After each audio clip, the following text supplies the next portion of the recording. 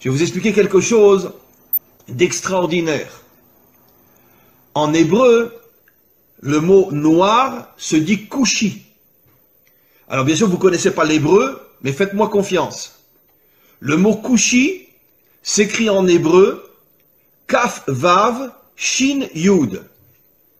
Kaf Vav, vous savez qu'en hébreu, chaque lettre a une valeur numérique, ce qui nous permet de pouvoir faire des correspondances entre des mots différents s'ils ont la même valeur numérique. C'est un des génies de l'hébreu, de pouvoir expliquer le sens d'un mot par rapport à un autre mot qui a la même valeur numérique.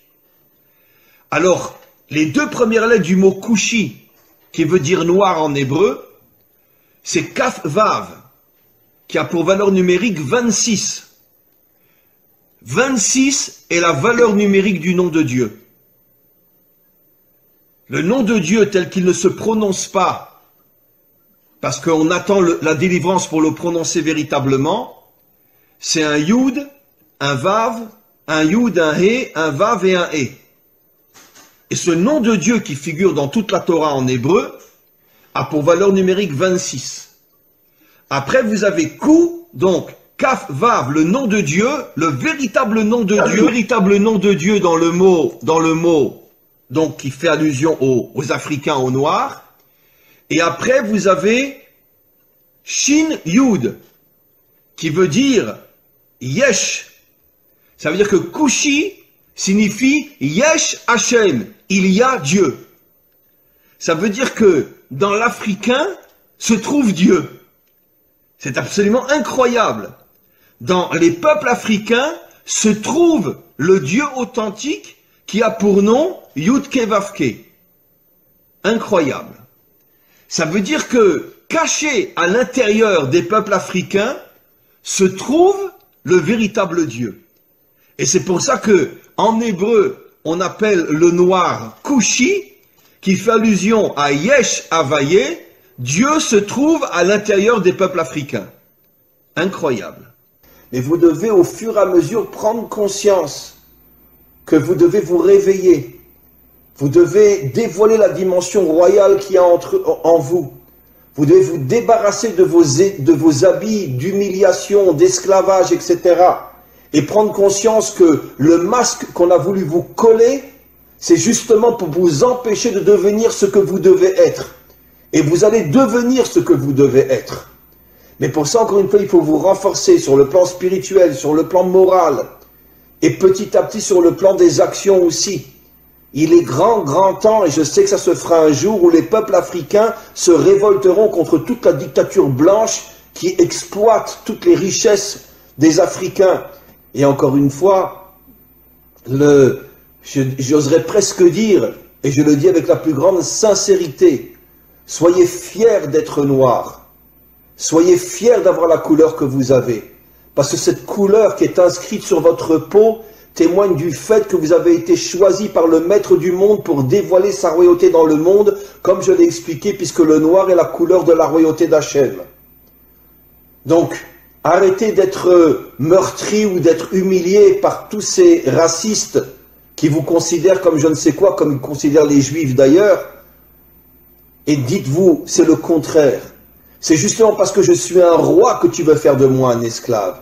Mais un jour viendra où vous comprendrez, vous les autres peuples, quelle est notre mission, quelle est notre grandeur, quelle est notre force. Et un jour viendra, on réussira tous ensemble, avec l'aide du Maître du monde, à dévoiler sa royauté sur terre. Be'ezrat Hashem, c'est-à-dire en hébreu, avec l'aide du Maître du monde. Les plus grandes guerres, les plus grands massacres, dans toute l'histoire humaine, c'est le monde occidental. Pas le monde occidental uniquement moderne, bien que le monde occidental moderne, entre la Première Guerre mondiale et la Deuxième Guerre mondiale, sont morts 70 millions de personnes. En 40 ans, 70 millions. Pas en 40 ans de guerre, mais il y a eu la Première Guerre mondiale qui a duré 4 ans, la Deuxième Guerre mondiale qui a duré 4-5 ans. Entre les deux, il y a eu à peu près 20 ans, donc en 30 ans, 70 millions de morts. En deux guerres qui à elles deux, ont duré 8-9 ans. 70 millions de morts, sans compter tout ce qui s'est passé avant. Les croisades, l'Inquisition, la guerre de 100 ans, etc. Donc ce sont vraiment des gens qui vivent, comme on l'a vu précisément dans la paracha de la semaine dernière. Yitzhak, quand il bénit Esav, il lui dit, tu vivras, Bechar Becha Tirié, tu vivras avec ton épée à la main. L'Occident, c'est un peuple guerrier. D'ailleurs, j'expliquerai ce soir dans un autre cours qui sera aussi sur mon site, qu'en vérité, c'est la raison pour laquelle le monde occidental a adopté la religion chrétienne qui ne parle que d'amour et de bonté pour se créer une vitrine et cacher son véritable caractère. Parce que justement, le monde occidental est tellement violent, il est tellement assassin et meurtrier, qu'ils ont eu besoin de se créer une religion qui va nous faire croire tout le contraire de ce qu'ils sont véritablement sur le terrain. Bien sûr, je ne parle pas de tel ou tel citoyen, je parle des dirigeants et je parle malheureusement des peuples qui sont exploités et qui sont soumis et qui sont obligés de suivre leurs dirigeants.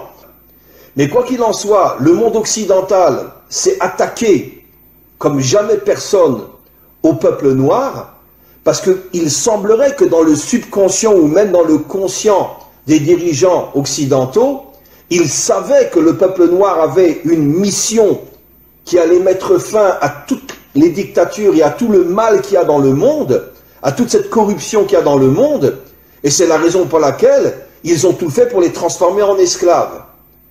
Comme l'expliquent nos maîtres, quand tu veux savoir quelle est la mission d'un homme, regarde le mal qu'on lui fait. Si un homme est transformé en esclave, ça veut dire qu'il a une nature de roi. Et pourquoi on le transforme en esclave? Pour l'éloigner au maximum de sa mission d'être un roi, ou de dévoiler la royauté d'Hachem.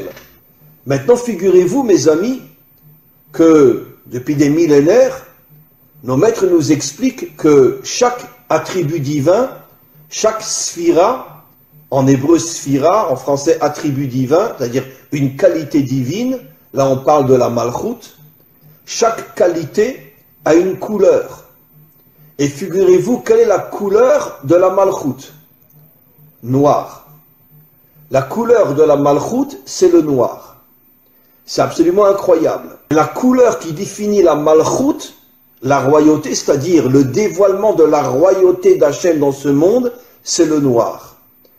Vous comprenez, mes amis, quel est le lien entre la mission d'Israël et les peuples africains? Comment se fait-il que les peuples africains sont noirs? Comment se fait-il que la première épouse de Moshe était une africaine? Que la préférée de toutes les épouses du roi Salomon était une africaine?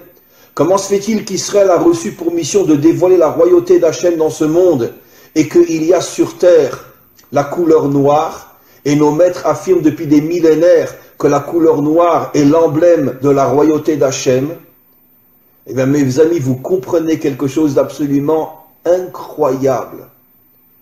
Que les peuples noirs, eux aussi, comme Israël, sont en première ligne du dévoilement futur d'Hachem en tant que dirigeant de ce monde. Mi chamocha ba'elim Hachem, qui est aussi grand que toi, Dieu du monde? C'est lui qui a dit ce verset-là. C'est-à-dire, c'est lui qui a reconnu la grandeur de Dieu. Et nos maîtres nous disent que cela fait allusion à la délivrance finale, où toutes les nations reviendront vers Dieu et diront « Qui est puissant comme toi, maître du monde ?» Mais moi, ce que je rajoute, c'est qui a dit ça? Qui est le modèle de la délivrance finale au niveau des nations? C'est Pharaon. Et nos maîtres nous disent Pharaon était un Africain, un Noir. Ça veut dire que la Torah nous révèle il y a des millénaires que le modèle, que le phare du retour des nations à Dieu, le Dieu authentique, ce sera un Africain ou les Africains et non les Blancs, non les Occidentaux. Après, tout le monde suivra, les Asiatiques, les Occidentaux, tout le monde suivra.